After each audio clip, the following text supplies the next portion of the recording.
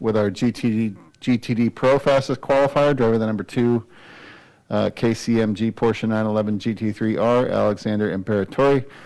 His best lap was 1 minute 46.136 seconds. Alexander, if you could just tell us about certainly some challenging conditions out there in that session, and a lot of traffic, but talk us through how it went down for you and what it took to get that top spot for tomorrow's race. Yeah. Yeah, 1, 2. No. Grab the other mic and see if it's any better. 1, 2, 1, 2. Yeah. Yeah, like you said, challenging conditions. It was drizzling all throughout the afternoon. So after the race that was before our quali, it deposited a bit of moisture again on the track. So when we went out, it was very slippery on the cold tires. But yeah, we knew we had to get temperature in them and target the end of the session. For me, it was the first laps in the dry this weekend, so an extra challenge. So I wasn't really actually targeting to go for pole position. I was just trying to get some good laps in and get a feel for the car and for the racetrack. My teammates did a good job so far, setting up the car, and the car was in a good place, and that's how we managed to get top spot. Doesn't mean much for next week, but it's always good to start on the right foot. Thanks, Alexander. Let's go to our LMP3 fastest qualifier, Cameron Shields, driver the number 26, Mueller Motorsports America Duquesne. Cameron's best lap was 1 minute 42.182 seconds. So, Cameron, take us through your qualifying session. Also, just kind of what you had to overcome in that session, traffic-wise. Well, not so much traffic-wise, but weather-wise and all that. So, take us through that. Our qualifying session went very well. It was quite challenging at the beginning. Considerable amount of water, offline in particular, so when we're sorting out our position with other drivers, it was very difficult to find where the grip was. But once the tires started to heat up, the pace came right away, and the car felt very good. Certainly our best time for the whole weekend so far, and we're very happy with how the car has progressed over the last day. And like you said, it's very early in the week still. We've got a long race ahead just for qualifying tomorrow. So excited for that. We're going to do a lot of practice tonight and get ready for our race tomorrow. Thanks. Questions for either Cameron or Alexander while we come on up here? We'll start with Graham. Got a mic coming to you. Alex, it's been a difficult time for KCMG, a Hong Kong-based team, but coming back with this big race. Pole position might not mean much for the race next weekend, but it must mean an awful lot to the team. Yeah, absolutely. I think it's really heartwarming for the team. They've put a lot of effort over the last few years. We've been gunning at Nürburgring in the last few years, and we were competitive. But never quite got the results. So I think it's symbolic, but it definitely means a lot, especially to our team owner Paul. He unfortunately is not here this weekend because of COVID, couldn't travel. But this one is for him. Thanks, Graham. Jeff Olson. Cameron, I just wanted to know if there's a particular spot on the track where you felt like you were gaining ground or you were getting better? Yeah, for me it was particularly the bus stop. I would say that's one of the trickier turns on the track, and I had 3 laps in practice yesterday, so for me that was pretty well my first session in the dry as well. So I think my best lap was on lap 2 or 3, so it was quite difficult to get to the break point fast. So that was challenging, but we definitely improved the car a lot through that section, so it's a lot more manageable for us to drive now. Thanks, Jeff. Kenny, can you check that mic, make sure it works? Right. Yeah, trade it for the other one. Yeah, well, we need a different one, but you can probably just give them that one that you have. Better testing. Better, yep, thank you. So we are pleased to be joined by Kenny Habul, number 75, Sun Energy 1 Mercedes AMG GT3. Kenny's best lap was 1 minute 46.313 seconds. So, Kenny, a lot of cars out there, especially in the GTD class, and you topped the ball here today. I guess, how big is that for you, and what did you have to do to do it? Mate, I absolutely drove my nuts off, to be honest. And, you know, it was wet in places and it was a little dangerous, and I just kept my boot into it and gave it everything. And it was one of the rare instances I have a good lap, so I'm happy. How hard was it to find that lap with all the cars that were out there? I mean, yeah, it was difficult, and just especially coming out on cold slicks, even if the track was dry, that's pretty awful, to be honest with you. I mean, I was as nervous as a butcher's thumb. She was all over the road, mate, fourth gear, sideways, full lock. I mean, you couldn't touch the gas, you couldn't do anything. So, and it was pretty wet over here out of the pits and around those first few turns. It was very wet. So it was really about survival, of people spinning all over the place in front of me and everywhere, and just sort of slowly get a bit of heat in and then go. So I'm happy. More questions? If anybody has them, stick your hand up, get a mic to you. All right, guys, looks like we answered them all. We appreciate it. Oh, wait, Godwin up here. For Alexander, can you talk about the track conditions too, please? Yeah, like I said, actually, before us there was a P3 race, so the track was reasonably dry, but in the interval before our session it was drizzling, so it did deposit some moisture. It wasn't wet, but it was definitely very slippery, especially on the cold Michelins, and it took a good few laps to get temperature in them. At the beginning was very tricky out there, difficult to put the power down, a lot of chattering in the tires. But we expected that. We knew the lap times would come towards the end, so in the beginning it was about surviving, trying to find our spot, because there was quite a bit of traffic out of the pits. But then after a few laps it settled, and then the temperature came in the tires and generated some grip, so that was all right by the end. All right, and then for Kenny, what does this do as far as morale for the team? I mean, is this a real kind of shot in the arm for you guys? I mean, not really. I mean, the guys are happy with me, and you know, I drove well. I raced in Abu Dhabi a few weeks ago and then finished third overall in Dubai last week. So I'm a little more in tune than I normally would coming here at the start of a year. So that was good. But look, to be quite frank with you, I mean, there's no way all those pros behind me were going. I mean, there's no way on God's earth that they were giving it everything, because I wouldn't be there. So, I mean, that was clear. You got some of the real superstars of the GT world that are a second off my time. There's just no way. So, but nonetheless, I mean, it was a good lap, which is, you know, unusual for me. I'm not overly sort of overweight, but I'm 107 kilos. And with my gear, I mean, it's hard in our car. So, no, I'm happy, and I'm happy for everyone. We just put this team together last minute. There's guys that barely speak English. I think there's 8 nationalities in the team, and guys that just met each other yesterday. So it was one of those last minute things.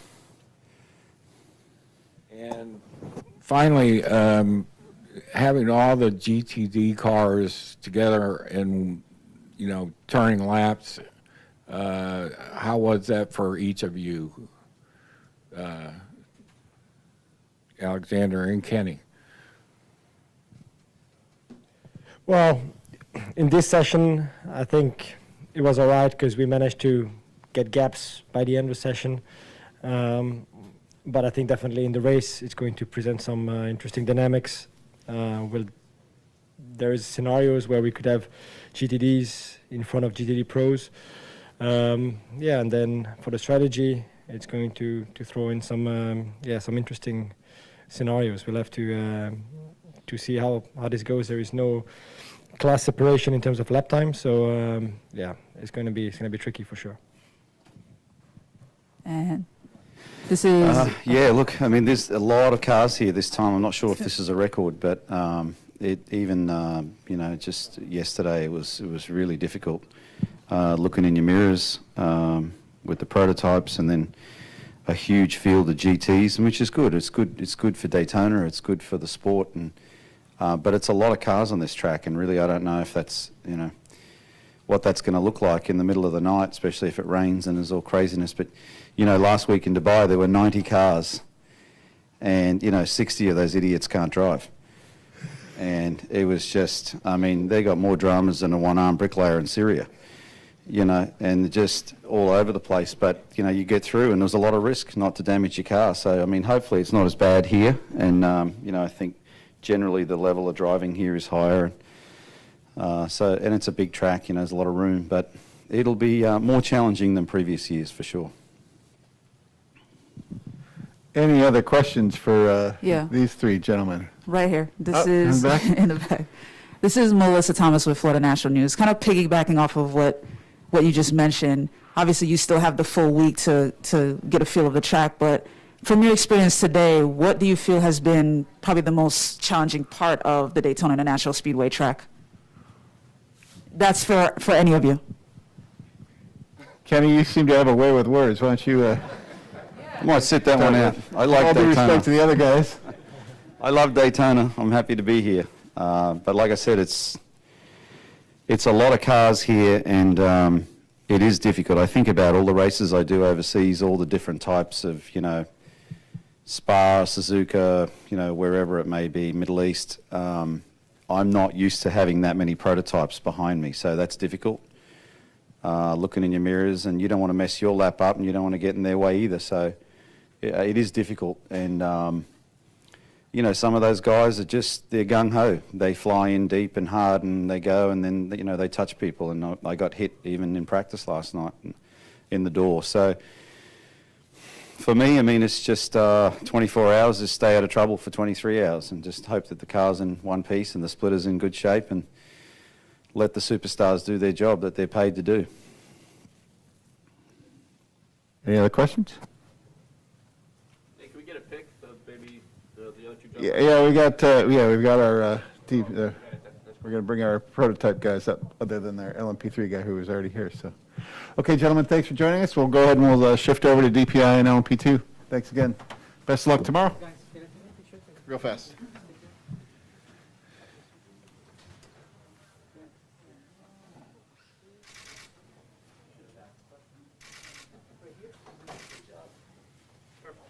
All right, thanks, guys. Yeah, if we have one. There was some at the front desk. There weren't?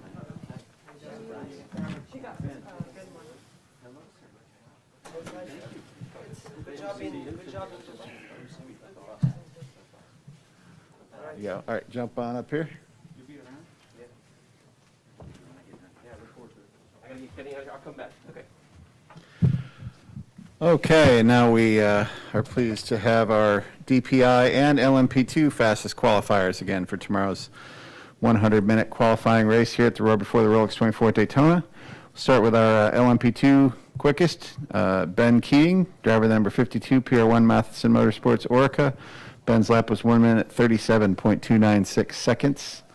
Ben, no stranger to this stage or the top of the speed charts, especially here at Daytona, and kind of unique in that not only did the car that you drove set the fastest time, but the other car that you're going to drive also set the fastest time. So tell us about all of that, if you wouldn't mind. I've never been on the stage with a teammate in a different car. This is awesome. I mean, it was. Every qualifying is unique, but this one was. I went into this qualifying legitimately telling myself, it really doesn't matter. We're qualifying to be able to qualify for a 24-hour race, and the only time I've ever won this race, we started dead last. And so I kept telling myself that, so that I wouldn't take any unnecessary risk in the car. The worst thing that could happen is, miss the qualifying race tomorrow and give the guys a big job to do all week long. So I'm really trying to stay within myself in tricky conditions. And so I had the TC, the traction control, maxed out. We weren't quite sure. 30 minutes ago, I'd say we weren't quite sure if we should go out on rains or go out on slicks. And, we chose to go out on slicks, which was obviously the right call. But I fully expected a red flag, and which means you got to get a fast lap in really early.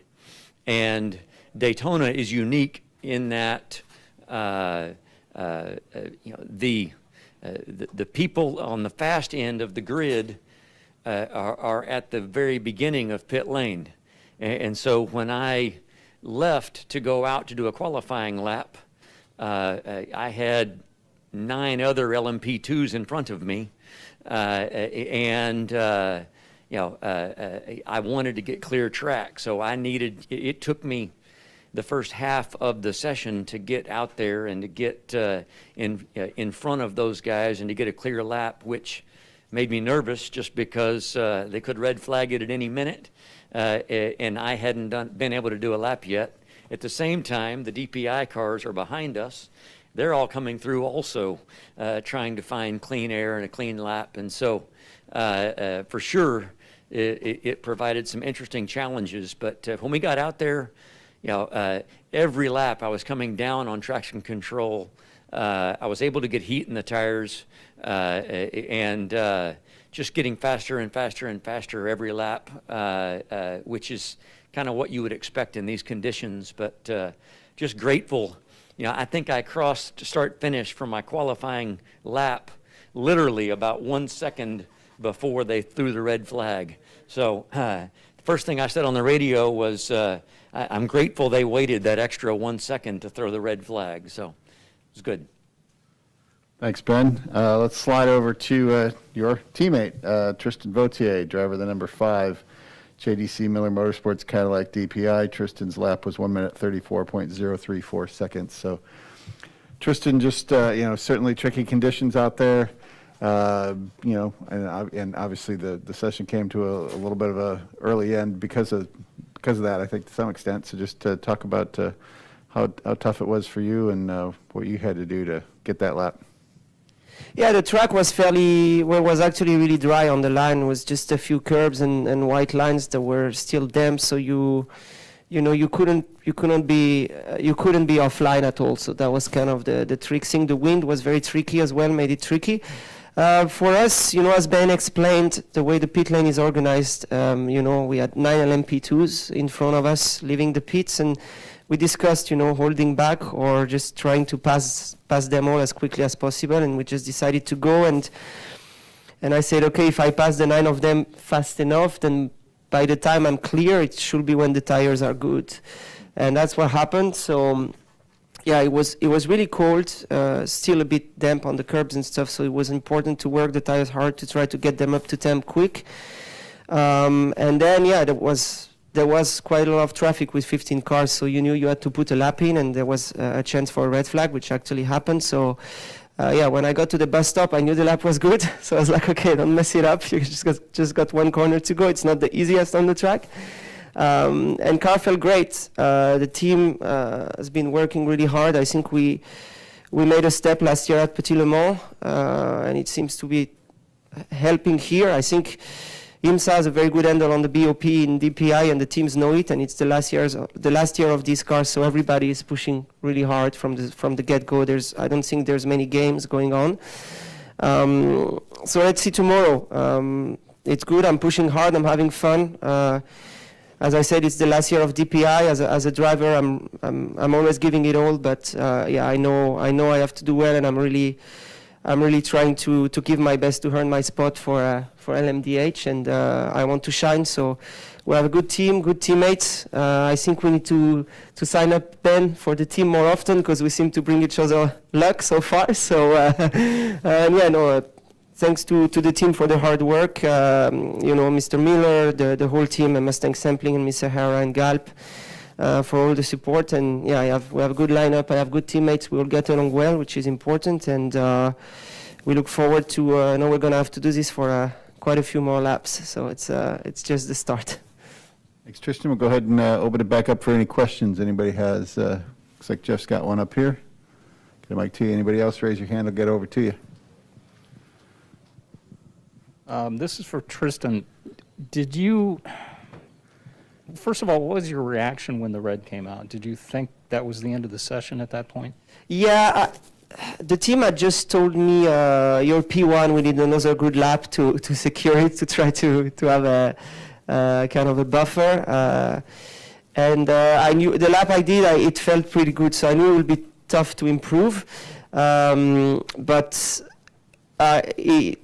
the team didn't tell me how much time there was left, but I had a good sense when it went red that there was no way it was going to go back to green. So, and just hearing you hear at the tone of the voice that, the team is fairly happy there's a red flag, so you kind of feel like, okay, it should be in the bag. But again, it's good. It's important for us to validate our speed, but it's very early. It's a qualifying for a qualifying race. So, there's a lot of work ahead, and we're although we're happy, we're not going to have much time to celebrate. There's another practice very very soon, and as I said, the celebration here is for the win, not for the qualifying of the qualifying race. So we're really focused. Yeah. All right, thank you very much. Other questions? Got another one in the back here. Let's go in the back.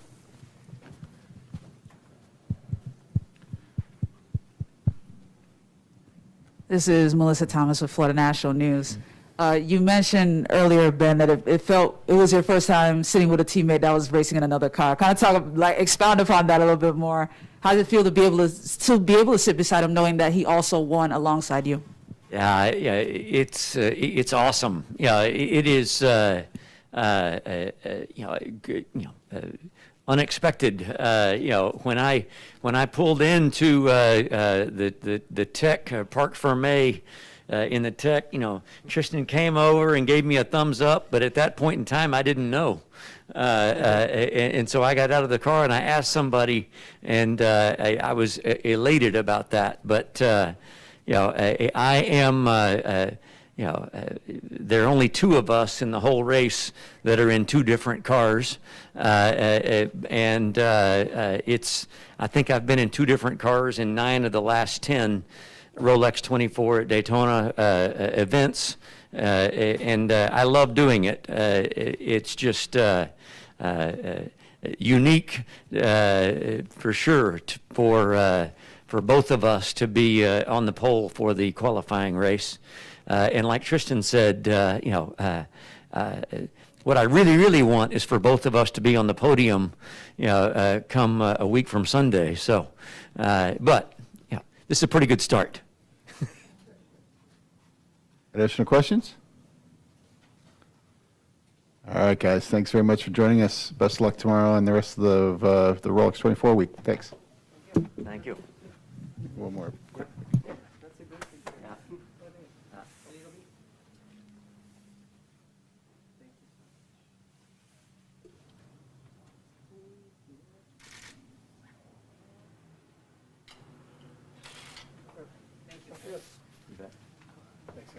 Thanks.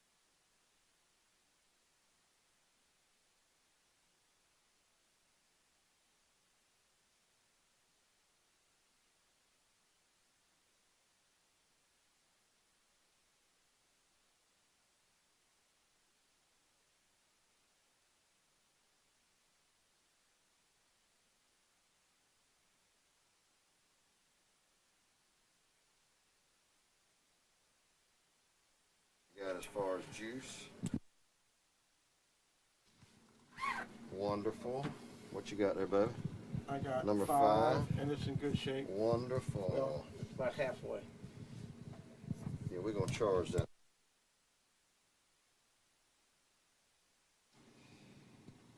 Woo-hoo-hoo! Love number 3. Two's in good shape. Okay. Perfect.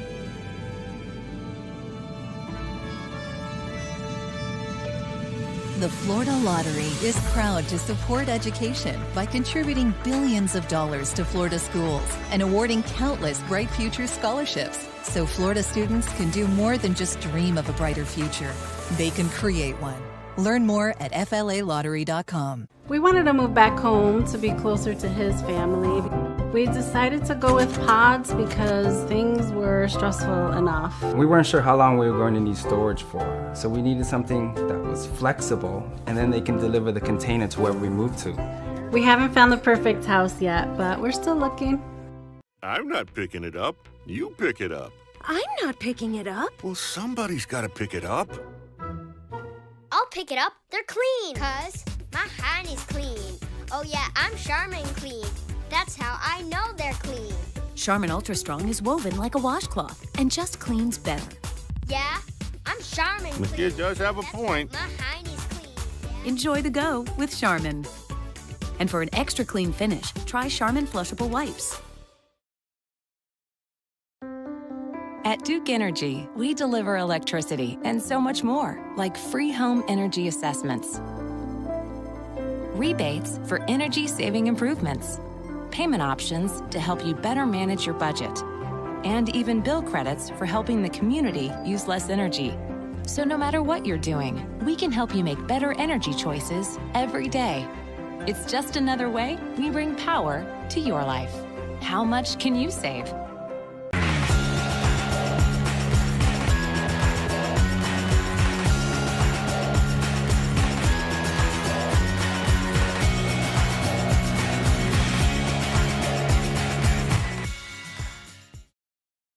At Taco John's, you can expect one thing: so good. As in quality ingredients used in tacos and burritos made just for you. Every single bite. So good. Expect nothing less at Taco John's. Si quieres ganar esta era, se requiere más que estrellas para ganarte los galones. Y si quieres ganar en este escenario, tienes que matar tu ego antes de que puedas matar los gigantes. Es por eso que este equipo está construido de manera diferente.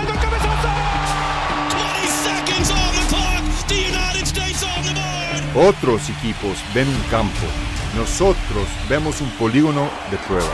Un lugar para demostrarle al mundo que hay un mundo de diferencia entre lo que ellos piensan que podemos hacer y lo que nosotros sabemos que podemos. ¡Estados Unidos es campeón de la Copa Oro! Una nación bajo el radar, hartos de esperar y dispuestos a trabajar. Buries it in the upper 90!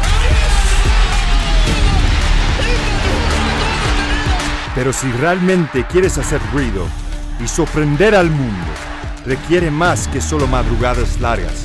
Requiere una memoria corta y una resiliencia tosca. Porque los campeones no son definidos por lo que les pasó hace 4 años, 4 partidos o 4 minutos. Se miden por cómo responden. This one back post McKinney! It's an instant response!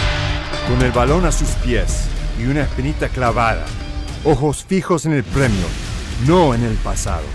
Listos para jugar, listos para ser un estorbo. Físicamente implacable, mentalmente inexorable.